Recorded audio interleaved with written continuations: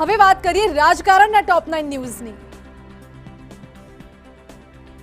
લોકસભા ચૂંટણીની જાહેરાત બાદ મુખ્યપ્રધાન ભૂપેન્દ્ર પટેલે ટ્વીટ કરીને કહ્યું, છેલ્લા 10 વર્ષોમાં ભારતે સર્વાંગી વિકાસના નવા શિખરો સર કર્યા।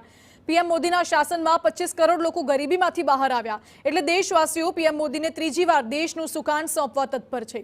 લોકસભા ચૂંટણીમાં ભાજપ એનડીએ જ્વલંત વિજય મેળવશે।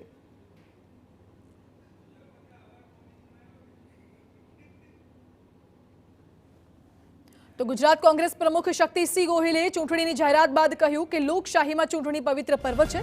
શક્તિસિંહે કહ્યું કે કોંગ્રેસે ચૂંટણીની તમામ તૈયારીઓ કરી લીધી છે। કોંગ્રેસે ગુજરાતમાં 7 ઉમેદવાર જાહેર કર્યા, બાકીના ઉમેદવારો અંગે પણ જલ્દી જાહેરાત થશે।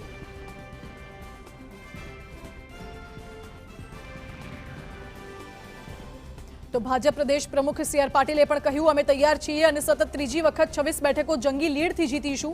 સાથે જ તેમણે વિસાવદર બેઠક પર પેટા ચૂંટણી જાહેર ન થવાને લઈને પણ વાત કરી। તેમણે કહ્યું કે શરતચૂકના કારણે વિસાવદર વિધાનસભાની ચૂંટણી જાહેર થઈ નથી। આ બાબતે ચૂંટણી પંચને રજૂઆત કરીશું તેવું સીઆર પાટીલે કહ્યું। બનાસકાંઠા લોકસભા બેઠકના કોંગ્રેસના ઉમેદવાર ગેનીબેન ઠાકોરે કહ્યું, સાસરિયાના લોકો પાસે જુવારા રૂપી એક મત માંગ્યો છે। વધુમાં લોકોને જંગી બહુમતીથી વિજય બનાવવા સભામાં આહવાન કર્યું। થરાદના પૂર્વ ધારાસભ્ય દ્વારા ગેનીબેનને મદદ માટે ખાસ અભિયાન શરૂ કરાયું। લોકો પાસે દીકરી સમાન ગેનીબેન માટે ચૂંટણી લડવા 11 રૂપિયા એકઠા કરવામાં આવશે।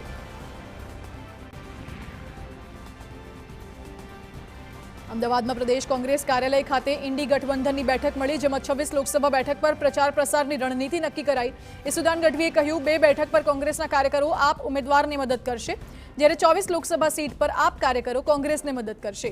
વિધાનસભાની પેટા ચૂંટણીમાં પણ ઇન્ડિયા ગઠબંધન લાગુ પડશે। દાદરાનગર હવેલીમાં કલા ડેલકર અને પુત્ર અભિનવ ડેલકર કેસરિયા કર્યા।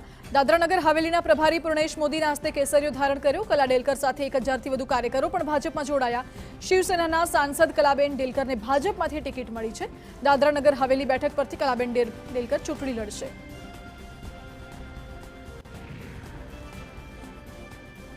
સુરેન્દ્રનગરના વઢવાણમાં ફરી કોંગ્રેસ અને આપમાં મોટું ગાબડું પડ્યું। 1000થી વધુ આપ અને કોંગ્રેસના કાર્યકરો જોડાયા ભાજપમાં।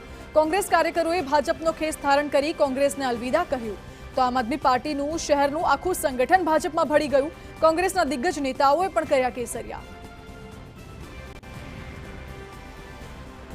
રાજકોટ લોકસભા બેઠક પર વિક્રમ સોરાણીના નામને લઈને કોંગ્રેસમાં 2 જૂથ સામસામે આવી ગયા। શહેર કોંગ્રેસના ગ્રુપમાં કોંગ્રેસ નેતા હિમાંગ વસાવડાએ કર્યો આક્ષેપ।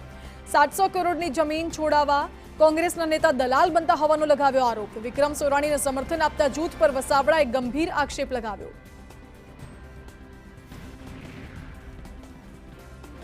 વિસાવદર બેઠક પર પેટા ચૂંટણીની જાહેરાત બાકી રહી। હાઈકોર્ટમાં મેટર સબ જ્યુડિશિયલ હોવાથી જાહેરાત બાકી રખાઈ। 26 જાન્યુઆરી 2023ના રોજ હર્ષદ રીબડિયાએ અરજી કરી હતી અને વિસાવદર બેઠક પર વિજેતા ભૂપત ભાયાણીની જીતને પડકારી હતી। હાલ આ મામલો હાઈકોર્ટમાં પેન્ડિંગ હોવાથી ચૂંટણીની જાહેરાત બાકી રખાઈ છે। હાઈકોર્ટના ચુકાદા બાદ પેટા ચૂંટણીની જાહેરાત થશે।